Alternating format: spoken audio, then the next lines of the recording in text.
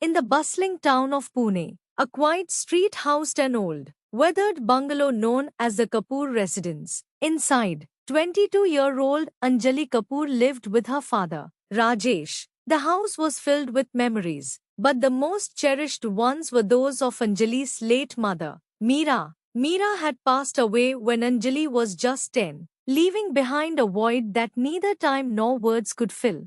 One monsoon evening, as the rain drummed against the windows, Anjali decided to clean out the attic. It was a task she had been avoiding for years, but something inside her nudged her to face the past. As she sifted through dusty old trunks and faded photographs, she stumbled upon a small, leather-bound notebook. It was tucked away in a corner, hidden under layers of forgotten belongings.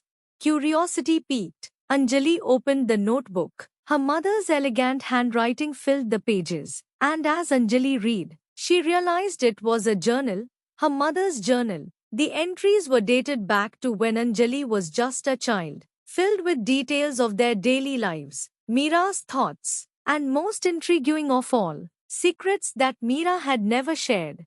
One entry caught Anjali's eye. It was dated just a few days before Meera's death. There is something I must tell you, Anjali. The truth that I've hidden all these years. But how do I begin? How will you ever forgive me?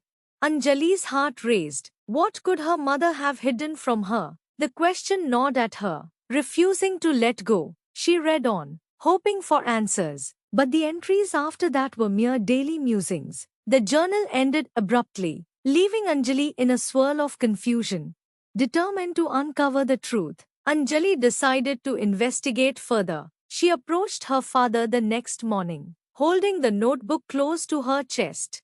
Papa, did Ma ever mention anything about a secret she wanted to tell me? Anjali asked hesitantly. Rajesh looked at the notebook and sighed deeply. Your mother had many thoughts, Anjali, but she was always careful about what she shared. But she wrote this. Papa, what secret was she hiding? Anjali pressed. Rajesh hesitated, his eyes reflecting a sadness Anjali hadn't noticed before. There are things, Anjali, that are better left in the past.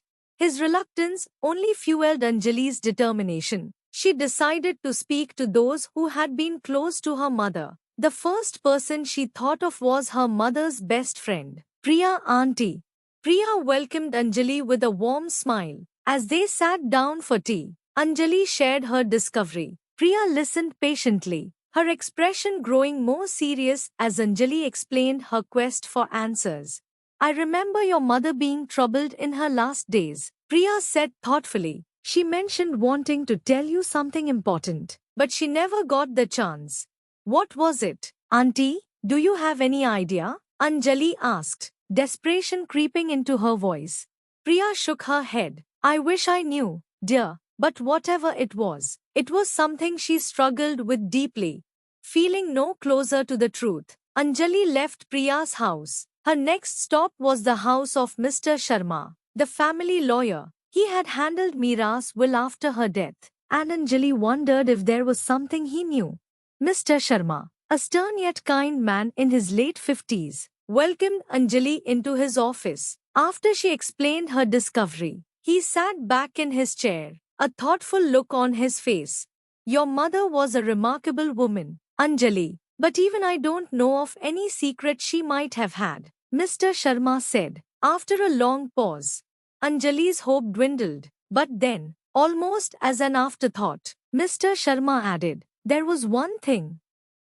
A letter she left with me, to be given to you when you turned 21, but I never received any instructions, so I never gave it to you. A letter? Anjali's eyes widened. Where is it? Mr. Sharma rummaged through a drawer and pulled out a sealed envelope, yellowed with age. The handwriting on it was unmistakably her mother's. Hands trembling, Anjali took the envelope and thanked Mr. Sharma before rushing home. Back in her room, Anjali carefully opened the letter. It read, My dearest Anjali, if you are reading this, it means I am no longer with you. There is something I must confess, something that has weighed heavily on my heart. When you were born, I made a decision that I have kept from you all these years. You are not Rajesh's biological daughter. Anjali froze. Her mind whirled as she tried to process the words. Your biological father, Vikram, and I were in love before I met Rajesh. But Vikram was a troubled man, involved in dangerous activities. When I found out I was pregnant, I knew I couldn't raise you in that environment. I left Vikram and married Rajesh, who has been a wonderful father to you. I hope you can forgive me for keeping this from you. I only wanted to protect you. Tears streamed down Anjali's face. She felt a mixture of emotions, shock, betrayal, but also love for the man who had raised her as his own. Rajesh had always been there for her, never treating her any differently despite knowing the truth. That evening, Anjali confronted her father. She handed him the letter without saying a word. Rajesh read it quietly, then looked up at Anjali, his eyes brimming with tears. I've always loved you, Anjali. It didn't matter to me who your biological father was. You are my daughter, and you always will be, Rajesh said, his voice trembling with emotion. Anjali hugged him tightly, her tears soaking into his shirt. You're my father, Papa. Nothing will ever change that, she whispered. In the days that followed, Anjali sought out Vikram. She needed to understand the other part of her story. When she found him, she saw a man who had once been full of life but was now a shadow of his former self.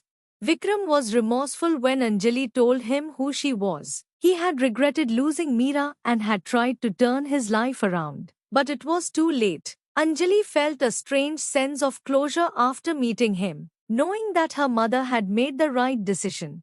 As Anjali walked away from Vikram's house, she felt lighter. The truth, though painful, had set her free. She realized that life is not just about where we come from, but about the choices we make and the people who love us. Life is full of unexpected twists, and sometimes the truth can be difficult to accept. But it's important to remember that the bonds we form through love and trust are stronger than blood. Family is not defined by biology but by the love and care we share with one another.